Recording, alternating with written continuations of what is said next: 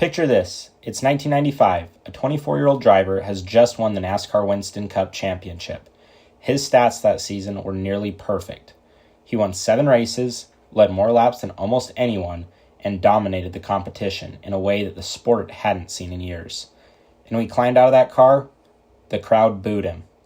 Not politely, not quietly, loudly and genuinely, right from the gut.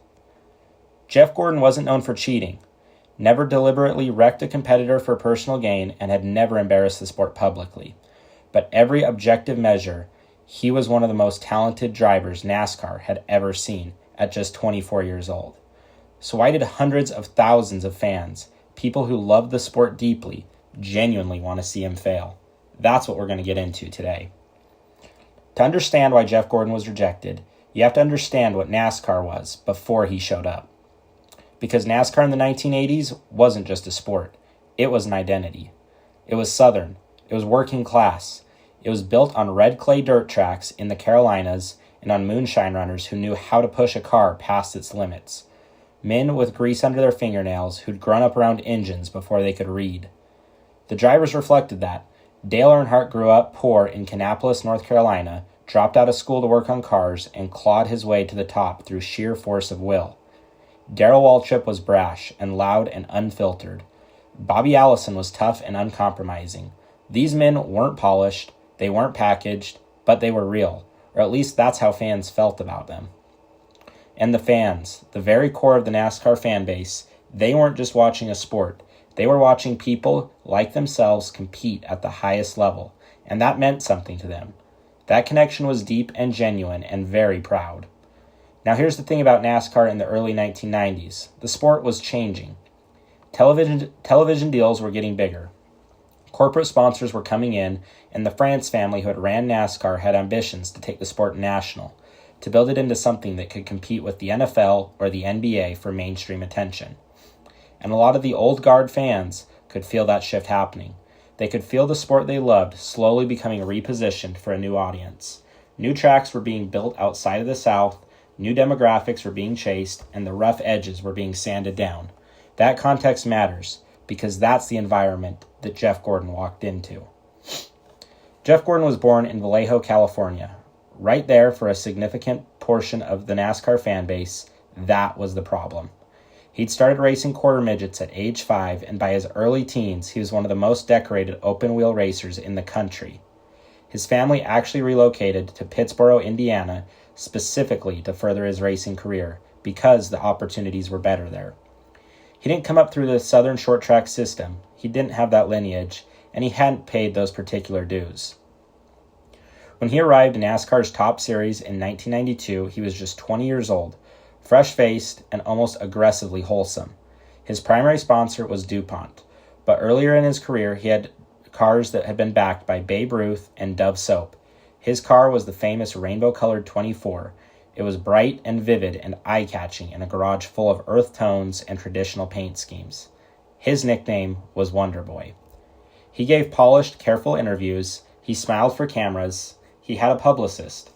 He knew how to work a sponsor activation event. He married Brooke Seeley, a former Miss Winston, early in his career, and a segment of fans immediately decided she was a distraction, and that she was too Hollywood and she just didn't fit. He didn't drink publicly, he didn't brawl, and he didn't throw his helmet or flip people off at the time. In short, he looked like he belonged on a cereal box, not on a dirt track in Talladega. Now, none of that should matter. None of that should affect how fans feel about a racing driver. What should matter is what happens on the track. But sport is never just sport. Sport is always culture, and Jeff Gordon was a culture clash on wheels. Here's the thing about being an outsider in a tribal sport. Fans can tolerate an outsider if he struggles. They can even root for him eventually, if he suffers enough, if he pays enough dues, and if he loses in just the right ways. But Jeff Gordon didn't struggle. In 1993, he was the Rookie of the Year. 1994, wins the Coca-Cola 600 and the inaugural Brickyard 400. Becoming the first driver to win Indianapolis Motor Speedway in NASCAR's Top Series. The Brickyard win alone made him a household name outside the sport. 1995, he became the Winston Cup champion, 7 wins, and was dominant. 1997, champion again, 10 wins, and one of the greatest single seasons in the sport's history. 1998, champion again, 13 wins. That number still stands as one of the best single-season win totals in the modern era. 2001, champion again, 4 titles before he had even turned 30. Every single win felt, to a certain segment of the fan base, like a confirmation of their worst fears. The sport wasn't theirs anymore, and the wrong guy kept winning. And Dale Earnhardt was right there the whole time as the contrast. Earnhardt was everything Gordon wasn't. Older, tougher, southern, and intimidating. The intimidator, the black car, the dark sunglasses, and the thick mustache. He raced mean and proud and didn't apologize for it. When Earnhardt won, it felt earned in a specific way, like the natural order of things. But when Gordon won, it felt like something had been taken. The friction between them on the track made it worse. Bristol Motor Speedway in 1995, Earnhardt and Gordon made contact that took Earnhardt out of contention. The crowd reacted like a crime had been committed. It didn't matter that racing contact is just part of racing. Gordon was the one who had done it, and that was enough. The booing got louder every year, and then it crossed a line. Jeff Gordon started receiving death threats. Not from everyone, obviously, not even from most fans, but enough people felt strongly enough to put actual threatening letters in the mail to a racing driver because he was just too good at his job and didn't fit the image of what they thought that job should look like. That's when the cultural thing stopped being an interesting story and became something genuinely ugly. Here's the argument I want to make, and I think evidence supports it. The hatred directed at Jeff Gordon was never really about Jeff Gordon. He was a symbol, an unwilling one, but a symbol nonetheless. NASCAR in the 1990s was in the middle of an identity crisis. The sport was getting bigger, richer, and more mainstream by the year. New television contracts, new corporate money, new tracks in California, Las Vegas, Texas, and New Hampshire. Markets that had nothing to do with the sport's southern roots. The traditional fan base watched all this happening and felt something slipping away. The sport that had belonged to them and that had reflected their culture, their values, their geography, was being sold to a broader audience, and nobody asked them if that was okay. Jeff Gordon just happened to arrive at exactly that moment.